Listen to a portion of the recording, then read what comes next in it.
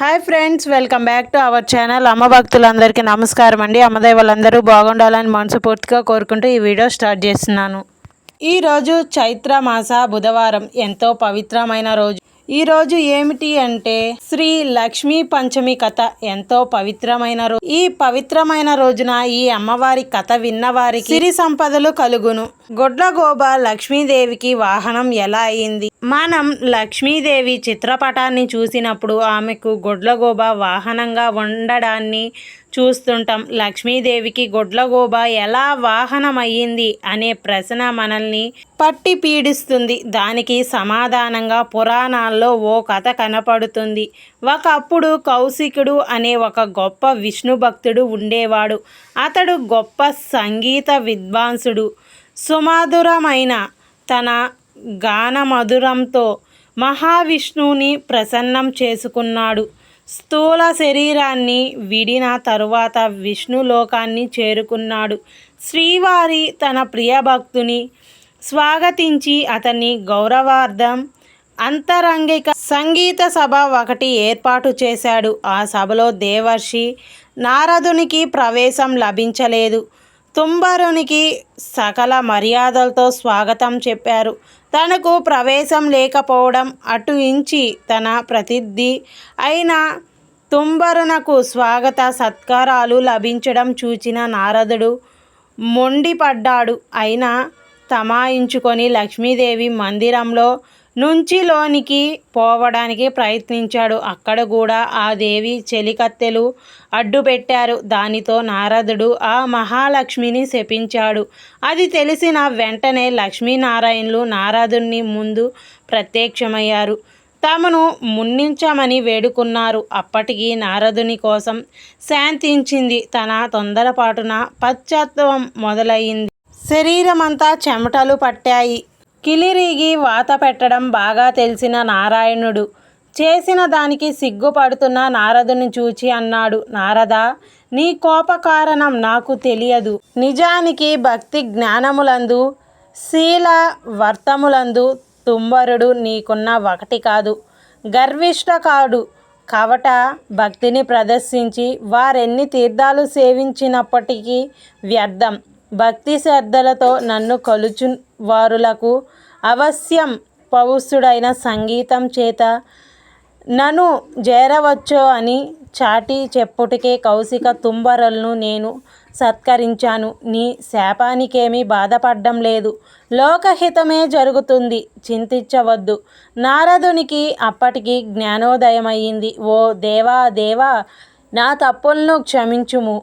అవి వేకి వలె ప్రవర్తించాను, నన్ను కాపాడము. తుంబర కౌశికుల వలె సంగీతం మేటినైతే ఇంతటి విపరీతం జరిగి ఉండేది కాదు కదా.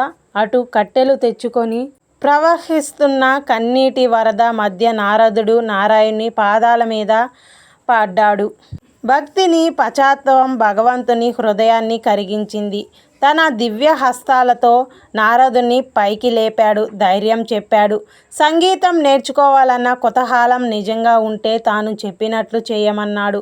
ఉత్తరాన మానస సరోవరికి అవతల ఒక పర్వత శిఖరం ఉంది. దాని మీద ఒక దివాంతం ఉంది.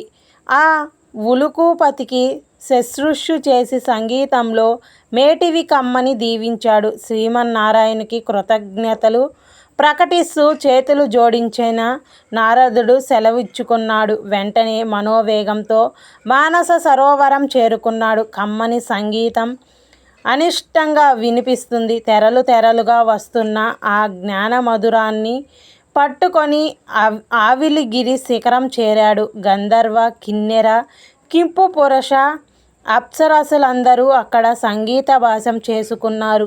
వారి మధ్య గురుపీఠం మీద దివ్యకాంతులతో ప్రకాశిస్తున్న గానబంధు నారదుని చూడగానే వినయంతో ఆసనం దిగి ఎదురేగాడు. ఆనందంగా ఆననం చూపి కుశాల ప్రశ్నలు వేశాడు. ఏతించిన కారణం చెప్పమని ప్రార్థించాడు. నారదుడు గానబంధు వినయానికి సంగీత పాటవానికి ఆశ్చర్యపోయాడు. తనకు తెలియని ఈ సంగీతవేత్త ఎవరిని ఆలోచనలో పడ్డాడు. అతడు ఎవరైతనం తనకు కావాల్సింది సంగీత విద్య. ఊలుకపతికి నమస్కరించి జపత పాదాలకు సాధ్యం కాని శ్రీవారిని తుంబర కౌసల్యకు జ్ఞానమాధ్వర్యంతో వశం చేసుకున్నారని తనకు అలాంటి దివ్యగాన విద్యను ప్రసాదించమని వేడుకున్నాడు జ్ఞానబంధు. నారదుణ్ణి అంతర్యం గ్రహించి ముందు తానెవరు వివరింపసాగాడు. పూర్వం భువనేశ్వరుని రాజు ఉండేవాడు. అతడు చాలా జాలిగుండె గలవాడు, ధర్మవర్తుడు. సంప్రదాయానుసారం ధర్మకార్యాల్ని క్రమం తప్పకుండా నిర్వహించాడు. అటువంటి ఉత్తమ పాలకుడు సంగీతాన్ని మాత్రం నిషేధించడు. ఎవరైనా గానాలపన చేస్తే మరణశిక్ష విధించమని మంత్రులకు చెప్పాడు. భగవంతుని కూడా భక్తి గీతాలతో స్తుతించకూడదని చాటించాడు. ఒకరోజు హరిమిత్రుడు అనే భక్తుడు రాజజ్ఞాని మర్చిపోయి భగవంతుణ్ణి కీర్తిస్తూ జ్ఞానం చేశాడు. ఆ జ్ఞాన మాధుర్యంలో మునిగిపోయిన ప్రజలు కూడా పొడగూడదన్న విషయాన్ని మర్చిపోయారు. వెంటనే రాజభటులు వచ్చారు. హరిమిత్రుణ్ణి రాజు ముందు నిలబెట్టారు. రాజు ఆలోచించాడు. పాడినవాడు బ్రాహ్మణుడు. బ్రహ్మ హత్య మహాపాపం, మరణశిక్షతో సమానమైనది. రాజ్య బహిష్కరణ. ఇలా ఆలోచించి హరిమిత్రుణ్ణి సంపాదనంతా స్వాధీనం చేసుకొని రాజ్యం నుండి వెళ్ళగొట్టాడు. కాలచక్రం తిరగడం మానుది కాదు. కొంతకాలానికి రాజు మరణించాడు. పుట్టిన ప్రాణి గిట్టక తప్పదు, అలాగే గిట్టిన ప్రాణి కూడా పుట్టక తప్పదు.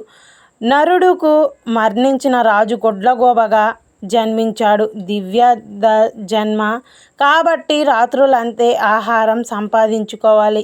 తిండి ఒక సమస్యగా తయారవుతుంది. పురోహిత దోష ఫలితం కాబోలు. ఒకసారి 4 రోజులైనా ఆహారం దొరకలేదు. ఆకలి దుర్బలమైంది. చివరికి మరణాన్ని ఆహ్వానించాడు. అతడు పూర్వ జన్మలో చేసుకున్న సుకృతం వల్ల మరణ దేవత యమధర్మరాజు వచ్చి ఎదురుగా నిలబడ్డాడు. ప్రాణం తీయకుండా ఎదురుగా నిలబడ్డ యముణ్ణి చూచి, ధర్మరాజు, ఎందుకు ఈ విధంగా నన్ను బాధ పెడుతున్నావు? నేను గత జన్మలో రాజుగా ప్రజలపై ఎంతవరకు దయాదక్షిణాలు చూపించాలో అంతవరకు చూపించాను. నీవెందుకు నాపై దయ చూపవు అన్నాడు. భువనేశ్వరుడు దివ్యాంధ స్థితికి యమధర్మరాజు జాలిపడ్డాడు. తాను చేసిన తప్పేమిటి తెలియకుండా ఎవరినైనా శిక్ష అనుభవించడం ధర్మం కాదు కదా, తెలిసినప్పుడే కదా పశ్చాత్తాపం కలిగేది. అలా ఆలోచించి అసలు విషయం చెప్పాడు. దివ్యాంధవం, నీవు రాజుగా ఉన్నప్పుడు అనేక సత్కారాలు చేసిన మాట నిజమే. కానీ పరమాత్ముని వేద మంత్రాలతో మాత్రమే స్తుతించాలని శాపించాడు. నీ మూర్ఖత్వం. పరమ పావనమైన సంగీతం హరికీర్తన చేసిన హరిమిత్రుని పుణ్యఫలానికి మర్చిపోయింది. అదే నేడు నిన్ను పట్టి పీడిస్తుంది. విష్ణు భక్తులకు చేసిన కీడు నీకు అవస్థ తెచ్చిపెడుతుంది. దీని నుండి బయటపడడం, ఎవ్వరికి చేసిన కీడు నీకు అవస్థ తెచ్చిపెడుతుంది. దీని నుండి బయటపడడం ఎవ్వరికీ సాధ్యం కాదు. సమవర్తి చెప్పింది విన్నాక గాని దివ్యాంధికి తాను చేసిన తప్పేమిటి అర్థం కాలేదు. ఏ మార్గంలోనూ భగవంతుని స్తుతించిన వచ్చన్న జ్ఞానం కలిగింది. చేసిన తప్పుకు క్షమించి ఎలాగైనా భయపడే మార్గం చూపించమని ధర్మదేవత పాదాల మీద పడ్డాడు. యముని హృదయం కూడా భ్రవించింది. ఊలకరాజు చేసిన తప్పుకు శిక్ష అనుభవించక తప్పదు. దీనికి మించిన శిక్ష అనుభవించినచో శిక్షాకాలం తగ్గుతుంది. అంగీకరిస్తూ ఆ గుహలోనే కేగుము, అందులో నీ గత జన్మ దేహం ఉంది. అందుండి రోజుకు కొంత మాంసాన్ని చీల్చుకున్న భక్షించు. అది పూర్తి అయిన తదనంతరం నీకు శుభం కలుగుతుందని దీవించి వెళ్ళాడు. ఓ మహర్షి, ఆ దురదృష్టవుడు నేనే. ఆ తరువాత నేనొక రోజున నా శవం వద్ద కూర్చొని ఉండగా దివ్య తేజస్సు అయిన ఒక బ్రాహ్మణుడు రథంలో పోతూ నా ముందున్న శవమును చూసి రథాన్ని నిలిపాడు. దగ్గరకొచ్చి చూసి, ఇది భువనేశ్వరుని కాయం వలెనున్నది.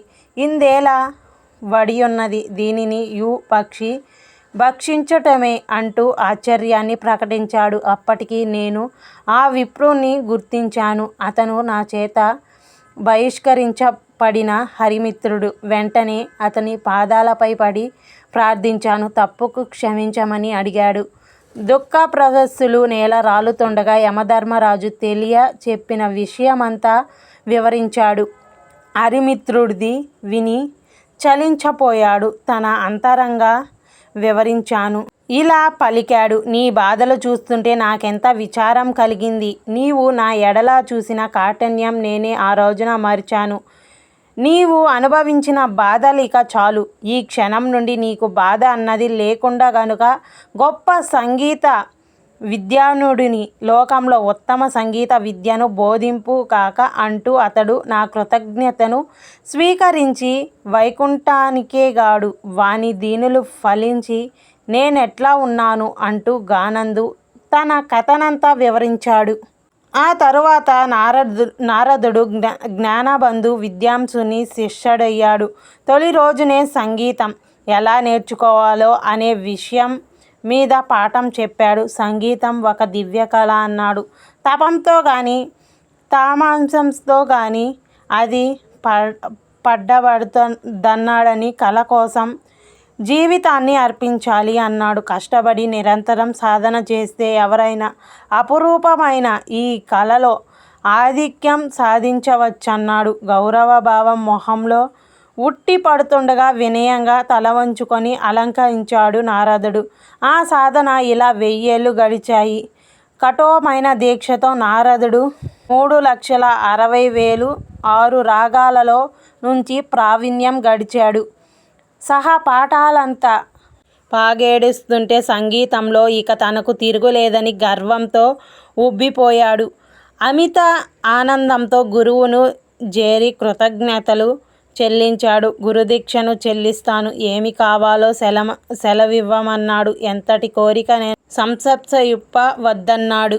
శిష్యుని పలుకులు విన్న ఆ గురువు ఎంతోగానో సంతోషించాడు. ఓ మహర్షి, దేవర్షులైన మిమ్ము నేనేమి కోరగలను?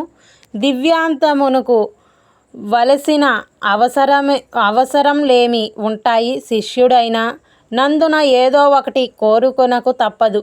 ఈ ధరత ఫలం నిలిచి ఉండునంత వరకు సంగీత కళతో పాటు నేను సాహిత్యం లోకంలో గుర్తుండేలా వరం ప్రసాదింపుము అని మనసులోనే మాట బయట పెట్టాడు. నారదుడు విశాలంగా నవ్వాడు.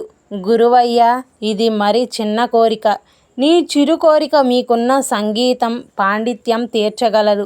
శిష్య ప్రశిష్య కోటి వలన భూతలమున సంగీత కళ నిలిచియున్నంత వరకు మీ కీర్తికి చ్యుతి లేదు. మీరు చేసిన ఈ మహోపకారం గురు దక్షిణగా లక్ష్మీనారాయణుల కటాక్షం, వారి సేవాభాగ్యమున శాశ్వత సన్నిధానం ప్రసాదిస్తున్నాను. ప్రళయం సంభవించిన వేళ శ్రీ మహావిష్ణువుకి గర్వంతులైన శ్రీ మహాలక్ష్మిని నీవు వాహనమై తరింపుతుగాక అంటూ శిష్యునికి కానుగ్గా దేవర్షిగా వరమును సమర్పించి సెలవు తీసుకున్నాడు.